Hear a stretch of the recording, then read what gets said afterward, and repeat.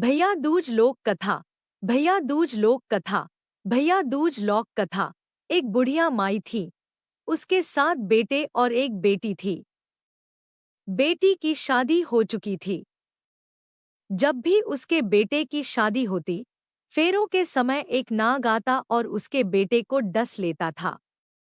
बेटे की वहीं मृत्यु हो जाती और बहू विधवा। इस तरह उसके 6 बेटे मर गए। 7वें की शादी होनी बाकी थी। इस तरह अपने बेटों के मर जाने के दुहक से बूढ़ी माई रो रो के अंधी हो गई थी। भाई दूज आने को हुई तो भाई ने कहा कि मैं बहन से तिलक कराने जाऊंगा। माँ ने कहा ठीक है।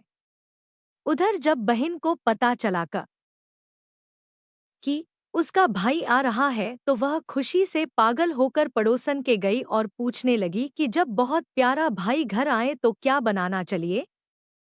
पड़ोसन उसकी खुशी को देखकर जल भुन गई और कह दिया कि दूध से रसोई लेप, घी में चावल पका। बहन ने ऐसा ही किया। उधर भाई जब बहन के घर जा रहा था तो उसे रास्ते में सांप मिला।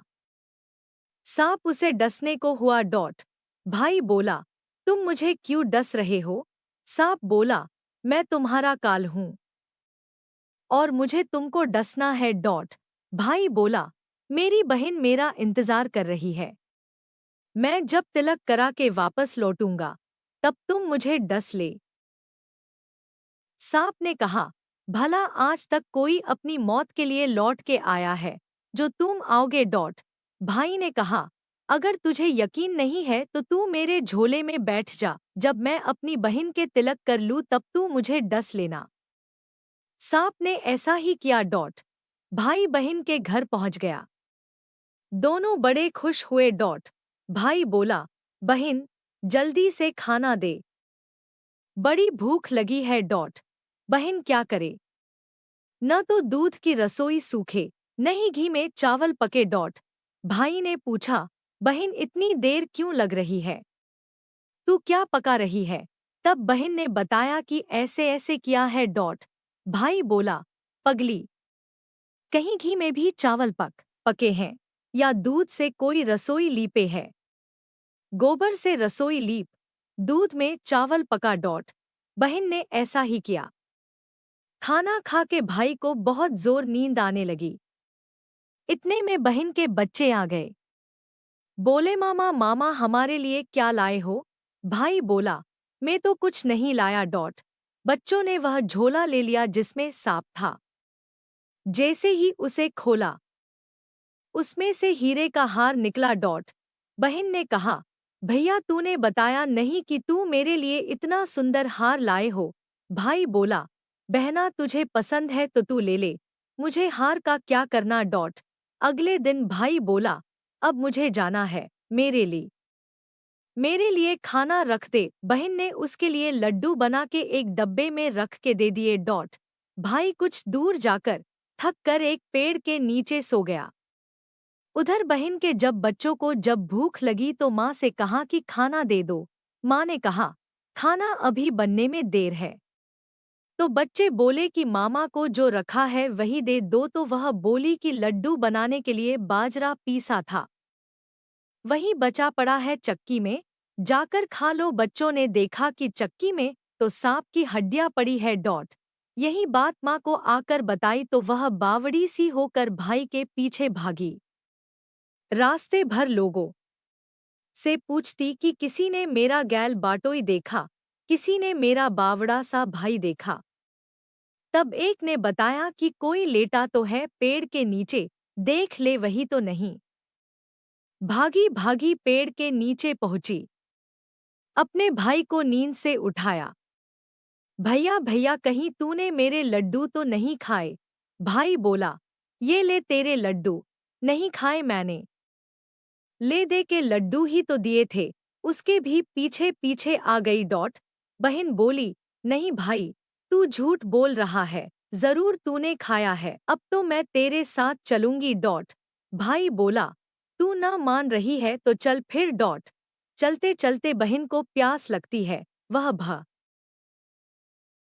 वह भाई को कहती है कि मुझे पानी पीना है। भाई बोला, अब मैं यहाँ तेरे लिए पानी कहाँ से लाऊं? देख, दूर कहीं चील उड़ रही है। चली जा वहां, शायद तुझे पानी मिल जाए। तब बहन वहां गई और पानी पीकर जब लौट रही थी तो रास्ते में देखती है कि एक जगह जमीन में 6 शिलाएं गड़ी हैं और एक बिना गढ़े रखी हुई थी। उसने एक बुढ़िया से पूछा कि ये शिलाएं कैसी हैं? उस बुढ़िया ने बताया कि एक बुढ़िया है, उसके 7 बेटे थे। 6 बेटे तो शादी के मंडप में ही मर चुके हैं, तो उनके नाम की ये शिलाएं जमीन में गड़ी हैं। अभी सातवें की शादी होनी बाकी है। जब उसकी शादी होगी तो वह भी मंडप में ही मर जाएगा, तब यह 7वीं शिला भी जमीन में गड़ जाएगी। यह सुनकर बहन समझ गई ये शिलाएं किसी और की नहीं बल्कि उसके भाइयों के नाम की हैं। उसने उस बुढ़िया से अपने 7वें भाई को बचाने का उपाय पूछा। बुढ़िया ने उसे बतला दिया कि वह अपने 7वें भाई को कैसे बचा सकती है।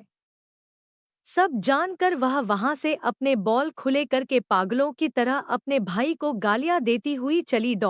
भाई के पास आकर बोलने लगी, तू तो जलेगा, कुटेगा, मरेगा। भाई उसके ऐसे व्यवहार को देखकर चौंक गया, पर उसे कुछ समझ नहीं आया। इसी तरह दोनों भाई बहन माँ के घर पहुंच गए। थोड़े समय के बाद भाई के लिए सगाई आने लगी। उसकी शादी तय हो गई। जब भाई को सेहरा पहनाने लगे तो वह बोली, इसको क्यों सेहरा बंधेगा? सहारा तो मैं पहनूंगी। ये तो जलेगा, मरेगा। सब लोगों ने परेशान होकर सेहरा बहन को दे दिया। बहन ने देखा उसमें कलंगी की जगह सांप का बच्चा था। बहन ने उसे निकाल के फेंक दिया।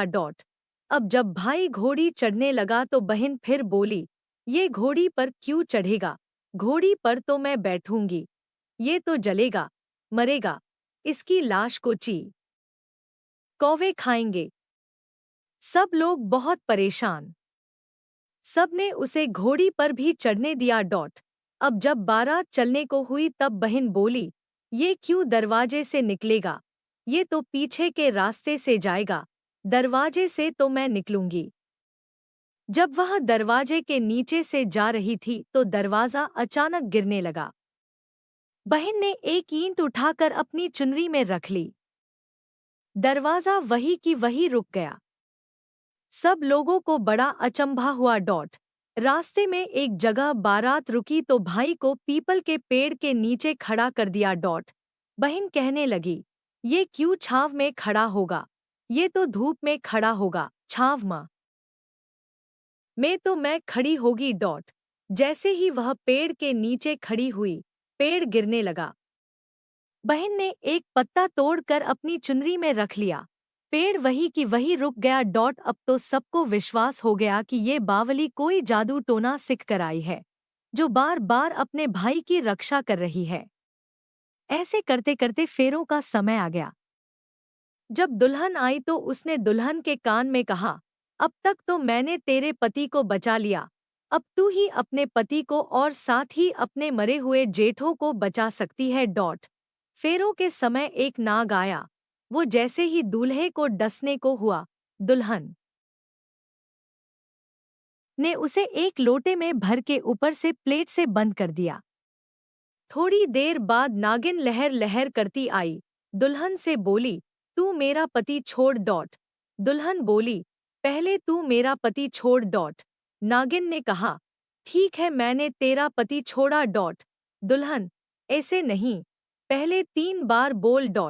नागिन ने 3 बार बोला, फिर बोली कि अब मेरे पति को छोड़। दुल्हन बोली, एक मेरे पति से क्या होगा? हंसने बोलने के लिए जेठ भी तो होना चाहिए, एक जेठ भी छोड़। नागिन ने जेठ के भी प्राण दे।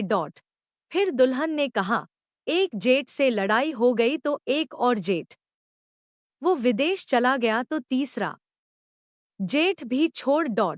इस तरह एक एक करके दुल्हन ने अपने 6 जेठ जीवित करा लिए। उधर रो रो के बुढ़िया का बुरा हाल था कि अब तो मेरा 7वां बेटा भी बाकी बेटों की तरह मर जाएगा।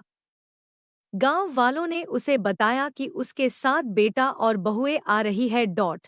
तो बुढ़िया बोली, गर यह बात सच हो तो मेरी आंखों की रोशनी वापस आ जाए और मेरे सीने से दूध की धार बहने लगे। ऐसा ही हुआ। अपने सारे बहू बेटों को देखकर वह बहुत खुश हुई डॉट। बोली, यह सब तो मेरी बावली का किया है। कहाँ है मेरी बेटी? सब बहन को ढूंढने लगे। देखा तो वह भूसे की कोठरी में सो रही थी। जब उसे पता चला कि उसका भाई सही सलामत है तो वह अपने घर को चली। उसके पीछे पीछे सारी लक्ष्मी भी जाने लगी डॉट। बुढ़िया ने कहा, बेटी पीछे मुड़ के देख। तू सारी लक्ष्मी ले जाएगी तो तेरे भाई भाभी क्या खाएंगे डॉट। तब बहन ने पीछे मुड़ के देखा और कहा, जो माँ ने अपने हाथों से दिया वह मेरे साथ चल। बाद बाकी का भाई भाभी के पास रहे। इस तरह एक बहन ने अपने भाई की रक्षा की।